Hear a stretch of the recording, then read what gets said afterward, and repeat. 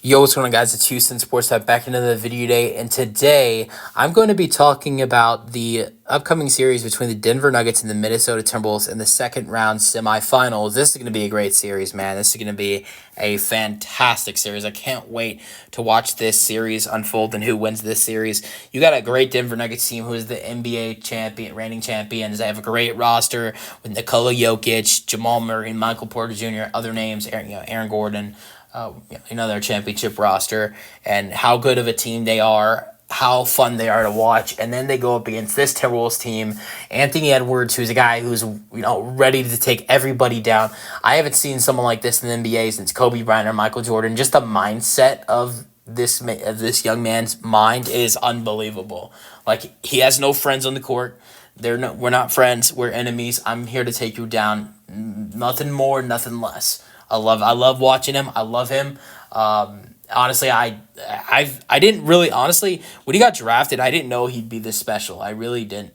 Now I think he is a little bit overrated at the tiniest bit. He's a great player, but I think for someone who's 22 years old, we are hyping him up a little bit too much. But at 22 years old, I will say it is a little scary if he's playing like this at 22 years old. What could he be when he's not even in his prime yet? How far is his ceiling? That is the scary part for me talking about Anthony Edwards. If this is what he's at 22 years old, where is he at in his prime? That's scary for me. And, it's not just Anthony Edwards. I talk about this team, this Minnesota team, and I talk about, I know a lot of people might talk about, when you talk about the success of this team, you talk about Anthony Edwards. I think more of how good a defensive team this is more than Anthony Edwards. He's a big part of this team. If they win this series, they take down the reigning champions. His name's gonna be written all over it, right? But I think the way the Timberwolves, how good they are defensively, I think you can look at defensive teams in this league. Minnesota is one of the best defensive teams in the NBA, and I think that, obviously big reasons of that is because of Rudy Gobert and how, great of a defensive player he is. He's a multiple-time Defensive Player of the Year winner, and he's going to be a big part of this series. You got a guy like Nikola Jokic. You need multiple guys who are going to be able to take him down, and I think the Timberwolves, they have a great group of guys to potentially, outbeat them. I mean, you got Jaden McDaniels, you got Karl-Anthony Towns, you got Rudy Gobert. That's some great size next, to go up against guys like Nikola Jokic, Michael Porter Jr., who's 6'10". Sometimes I forget that he's 6'10". Aaron Gordon.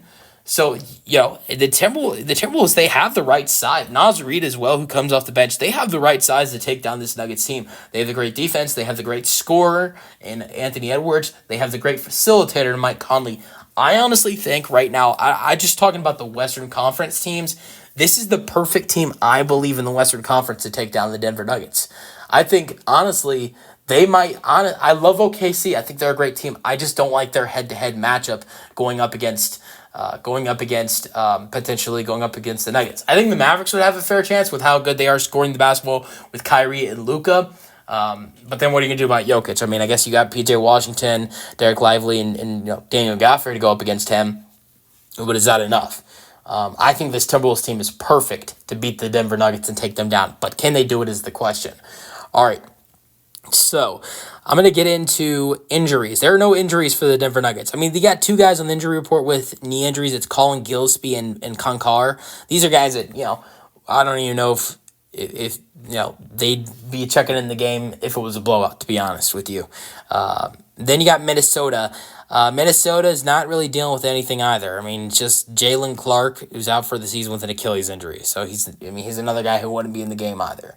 So no serious injuries, not even minor injuries for either one of these teams. So both teams are completely healthy heading into Game 1. Speaking of Game 1 is tonight. Literally about to start right now, so I'm a little late doing this video.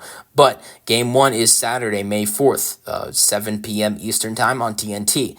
Then Game 2 is Monday, May 6th, and this one's on TNT as well in Denver at 10 p.m. Eastern Time. Game 3, we go to Minnesota, May 10th, Friday. So these two teams, they have a couple days off. They have Tuesday, Wednesday, Thursday off. Then you got Friday, Game 3, Nuggets and Timberwolves at 9:30 Eastern Time on ESPN. Game 4, Sunday, May 12th, Nuggets at Timberwolves, 8 p.m. Eastern Time on TNT. Game 5, Tuesday, which this would be back in Denver, May 14th. No time or channel announced. Game 6 would be Thursday, May 16th. Nuggets at Timberwolves, so back in Minnesota. No time or date announced. No time or channel announced. Game 7, if necessary, would be Sunday, May 19th. Timberwolves at Nuggets, so Nuggets would be at home for potential game 7, and no time, no channel announced. Now for predictions going into this series. All right, game by game predictions. Game 1 tonight, I'm going with the Nuggets. Game 2, I'm taking with Minnesota. I think they make adjustments defensively and take down the Nuggets in Game 2. It is very hard. I want to add this. It's very hard to beat Denver at home. They are so good. They were so good in the playoffs last year. Only lost 2 times in the playoffs last year at home throughout their championship run. They are great when playing at home. They were one of the best home teams in the NBA this year. They are hard to beat when playing at home. So I'm gonna go with Minnesota sneaking 1 on the road, which is gonna be big. You're gonna have to get 1. You're gonna have to at least get 1 on the road, if not 2. And if you only get 1, if you only get 1 on the road, you got to be perfect at home, which is definitely possible. But I don't know. All right, so I have these 2 teams being tied at 1 apiece going into Minnesota. I'm gonna go with Minnesota getting a huge Game 3 steal, taking a 2-1 lead, and playing great at home. And going into Game 4, I'm going to take Denver to tie the series up at 2-2. They're not going to go down 3-1.